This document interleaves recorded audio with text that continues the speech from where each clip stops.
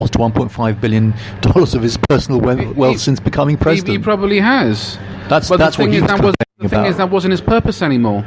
Yes, but his main complaint is that. His purpose then was to do that. His purpose, when he chose to become president, is entirely different. So it wasn't his purpose wasn't about wealth. Yeah, but we're talking about risk. So the main thing, he's not complaining about the pressure of being president. He's complaining about losing his personal wealth. I think his companies are still ticking over in the background. I don't think he's got much to worry about. I mean, how old is he? He's probably in his 70s now. He is. Yeah, let's face it. He's probably got another 15 years. He's still, let's say he's got another good 15 years in him, unless he either gets assassinated, or secondly, he actually gets burnt out being president, or gets a head transplant. Yeah, either way, what's going to happen is he's probably got another 15-year lifespan. He's not going to spend all that money. He's got his places in Palm Springs. He's not worried about that. His legacy now is for his kids to take over. And where he's putting a lot of attention on Ivanka, but he made, in some ways, he made sure she married wealthy as well, to be able to manage herself, and I suppose her kids are. I don't think he's given a lot of time to his other daughter. I think it's called Tiffany or something, who's in California, who's the one he had an affair with. I think was Marla Maples, but even so. He, as I said, he had a very definite plan before they were even born, as to what he was looking to create. And I think that was passed down from his father. You see, his father was looking to actually create that. And you see, Donald Trump, one of the reasons why he's actually who he is, because he always had to play in the shadows to his brother, which is why he rebelled. And I think he got kicked out of school and actually went to New York Military Institute, or the academy over there. So, which was in some ways where he probably learned a level of discipline. Whereas his brother, I think, died of alcoholism, actually. He wanted to become a pilot, but he was supposed to take over the family, and Donald Trump was always going to be second fiddle. So once his brother was out of the picture, he had a lot of proving to do to his father. And if you actually look at his characteristics right now, he's still looking to prove. Every decision he's making is looking to prove that he's actually worthy of that role. That's his epigenetics. Doesn't look to make himself. Doesn't mean doesn't care about being popular about it. He just wants to prove that he's actually a winner. Because I think in some way, look, this is psychology. There's a few daddy issues going on there. That's all I will say. But, very interesting. Very interesting. If you look back, I mean, I'm sure there's certain patterns there that you can actually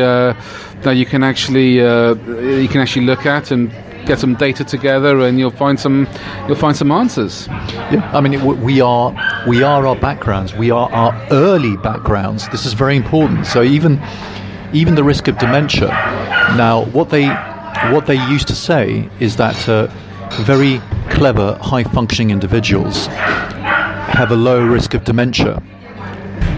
And therefore people used to say, well, that means clearly if you go to university, because university you have to be above average intelligence to go to university.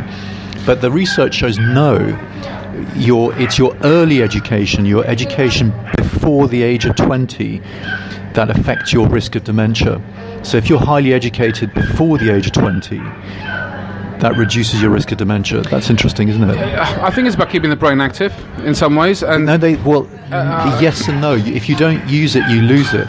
But given a certain level of activity, then your level of education before 20 is what matters, not your level of education after 20.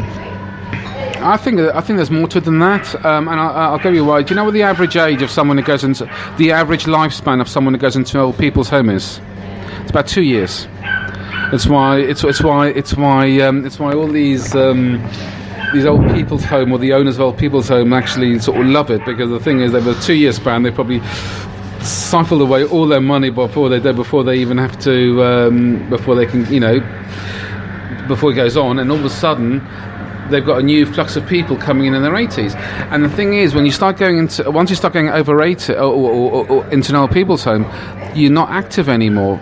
whether physically or mentally. Now, my grandmother, and this is probably this is the source of some of my information, is she lived until she was about 104 years old, and she also was a smoker until she was in her 60s.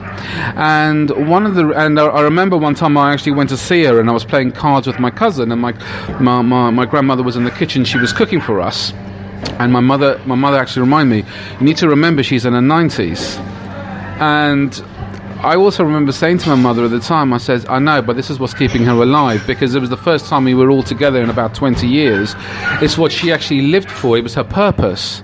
And as she was fulfilling her purpose to having all her family together at the one time, at 90-year-old, she didn't complain and say, "Oh my God, I'm too old to actually cook."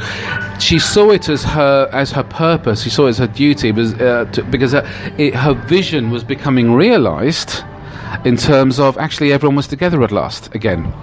All right, and she never had dementia.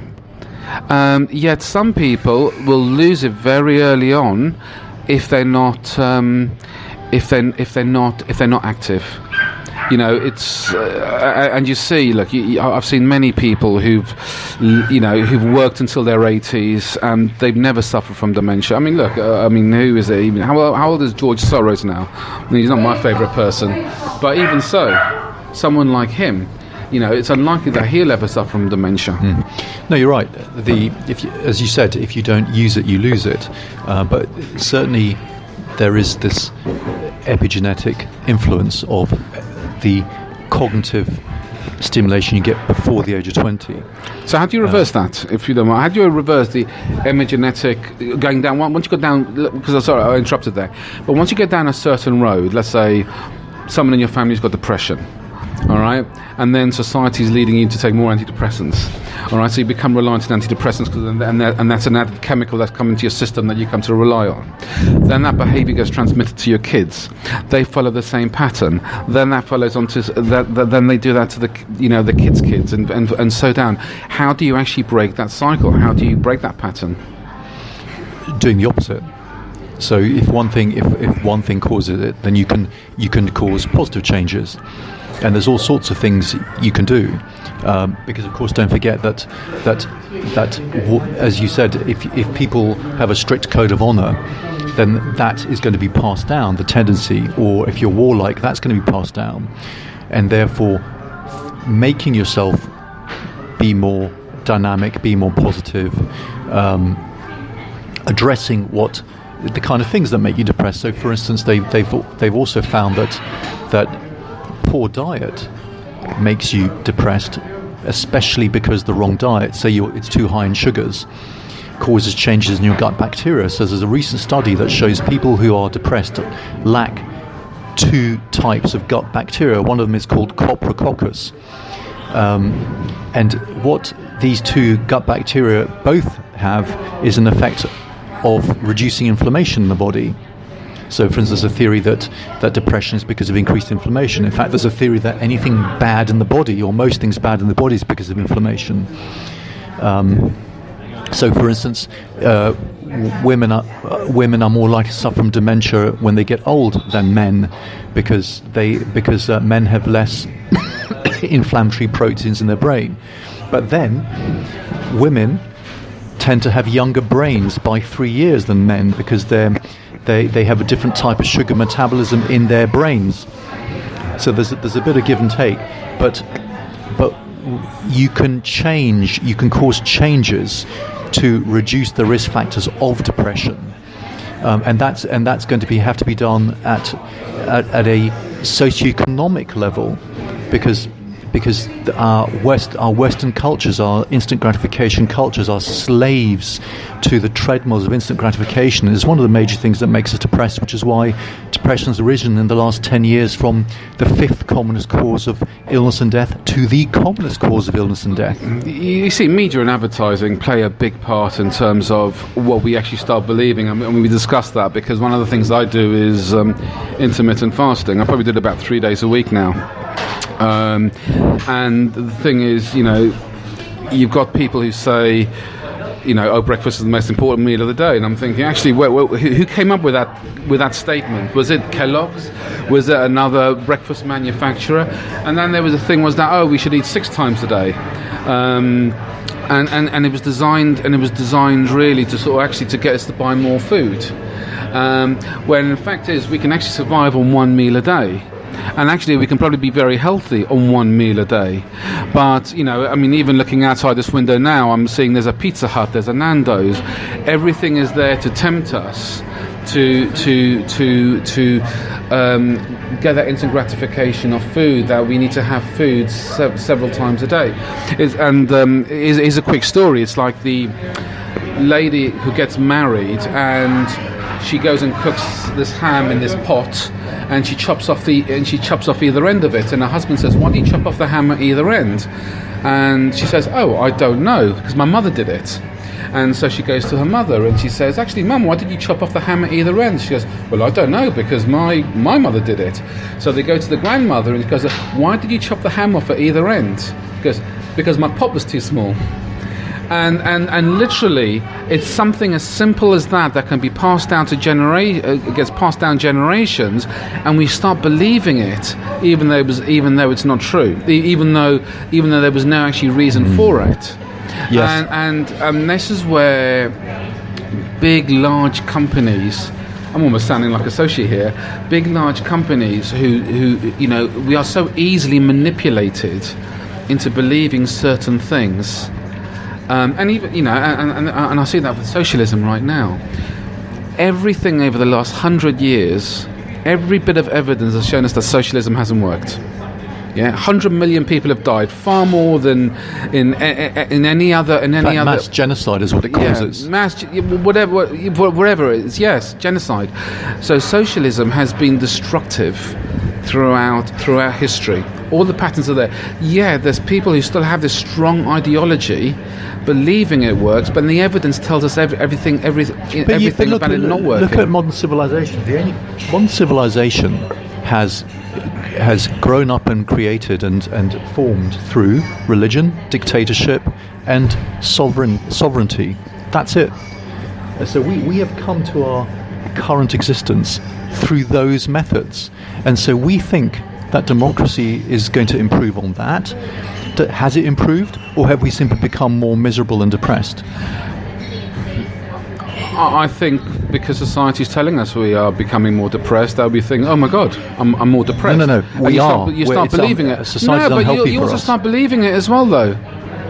You also start believing. So it's almost like the advert, for Gaviscon. Oh my God, got heartburn. So they go to the doctor. I think I've got heartburn. No, that's different. If you start believing, I think, and here's the thing: if you start believing you're depressed, you're going to be depressed. You're going to go down that road. No, but that's different. The fact is that society is bad for us. Democracy is what finished off ancient Athens, and it's finishing off the West pretty quickly. Go on. And then you see people always want what they see. For instance, if you go to York is a wonderfully calm, cultured, beautiful place. But if you speak to a lot of the residents there, they feel they're missing out on life in London, and they will say, "Well, people are walking 100 miles an hour on the pavement. They've got things to do." And people in London think, "Oh my God, look at the lovely people, the lucky people in York. They don't have the pressure of life." So people are always looking to the other side where the grass is greener, rather than making the best of what they've got. It's ironic because my mother lives in Miami and my daughter went to Miami, and my mother lives near the beach. She lives in a very nice area. My daughter came back, she says, "God, I can't live there," because it's just too slow for me, because she's been brought up in London. But then again, she's become a result of an environment. But just to finish off in the last minute that we've actually got, we need to become more self-reliant. Because when we were cavemen, we were aligned to find our own food, we were aligned to survive. When we start relying on the government and state to do things, it's not going to happen. And there's plenty of information online if you actually ever wanted to learn anything. Now, there was a thing on the BBC website about, it's going to cost us £6,000 if we want to speak to our deaf daughter. Now, I'm very sympathetic that the daughter is actually deaf. But to £6,000 actually for them to actually learn that. Alternatively, look, if you actually need to find a solution, go online. I'm sure on YouTube you can actually learn sign language if you Google it hard enough. Stop using other people as an excuse, because there's plenty of people who will actually climb Mount Everest, with two lost legs. Self-awareness and resourcefulness. Exactly. Okay, guys, I think we're going to leave it there. Thank you very much.